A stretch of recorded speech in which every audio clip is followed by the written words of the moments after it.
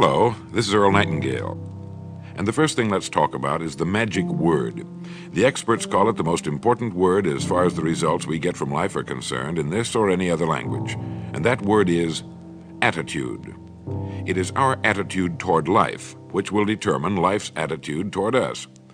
Let's face the fact honestly that we shape our own lives, and the shapes of them will be determined by our attitudes.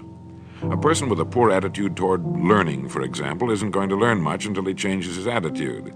If we take the attitude that we cannot do something, we generally will not do it.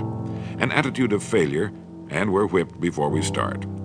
So we know then that what we receive from life, what we accomplish or fail to accomplish, is due in large measure to our overall attitude.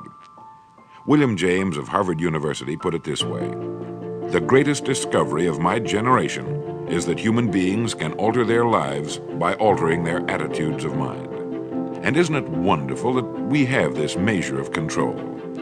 Before we start talking about our attitude toward the world, let's talk about our attitude toward ourselves, since it is the attitude we take toward ourselves which determines our attitude toward the world. Now right here we come to a rather strange fact. We're so familiar with ourselves, we tend to take ourselves for granted. We tend to minimize the things we can accomplish, the goals we can reach, and for some equally strange reason, believe others can accomplish things in our field which we cannot. There are literally millions of human beings living narrow, darkened, frustrated lives, living defensively, simply because they take a defensive, doubtful attitude toward themselves, and as a result, toward life in general. Many people are suspicious of and oppose change, yet change is the one thing in life on which we can absolutely count. People who stay young all the years of their lives not only welcome change, but see it for what it really is: new opportunity, new chances for further fulfillment. Attitude is a reflection, a result of a person's will. It is incalculably powerful. It can bring about marvelous results for us, but we need to train it patiently, day by day. Now let's talk about the attitudes of people who are successful. The top 5% of the people who go sailing through life from one success to another, and who, even when they fail at something, shrug it off and head right out again. No matter who the person is or what he does, men and women in sales, business executives, people in all the professions, wives and mothers, students, top people in the armed forces, public servants, men and women in the service of religion, working men and women in all fields of endeavor, wherever you find a person doing an outstanding job and getting outstanding results, you will find a person with the right kind of attitude. These people take the attitude toward themselves that they can accomplish what they set out to accomplish, that there's no good reason on earth why they can't be competent, successful. They have a healthy attitude toward themselves and, as a result, toward life and the things they want to accomplish. And because of this, they achieve some remarkable things, and they come to be called successful, outstanding, brilliant, lucky, and a lot of other things.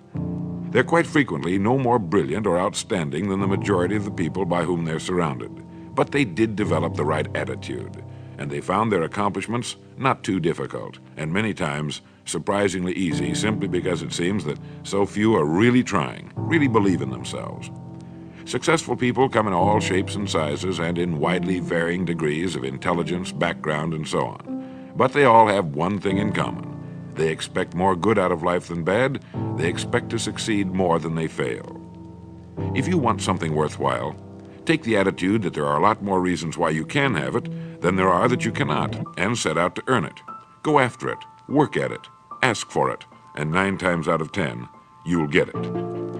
Our environment is really a mirror of our mental attitude.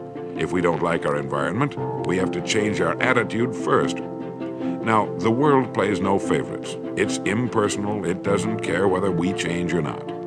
Adopting a good, healthy attitude toward life doesn't affect the world and the people in it nearly as much as it affects us. It would be impossible to even estimate the number of jobs which have been lost, the number of promotions missed, the number of sales not made, the number of marriages ruined by poor attitudes. But you can number in the millions the jobs which are held but hated, the marriages which are tolerated but unhappy, all because of people who are waiting for the world and others to change toward them, instead of being big enough and wise enough to at least make a test which will prove beyond any shadow of a doubt where most or at least a big part of the trouble lies. Studies made of the lives of literally thousands of successful people have shown that they radiate confidence, assurance. They expect success, and they get success. You can spot these people by the way they walk, by the way they look and act. You can feel it about them when they enter a room.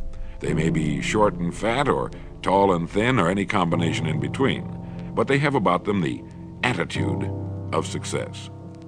In the record Greener Pastures, I'll get into this next statement, but right now I want you to realize, if you don't already, that in 5 years or less, you can get right to the top of the work you're now doing. I know this, but the important question here is, do you know this?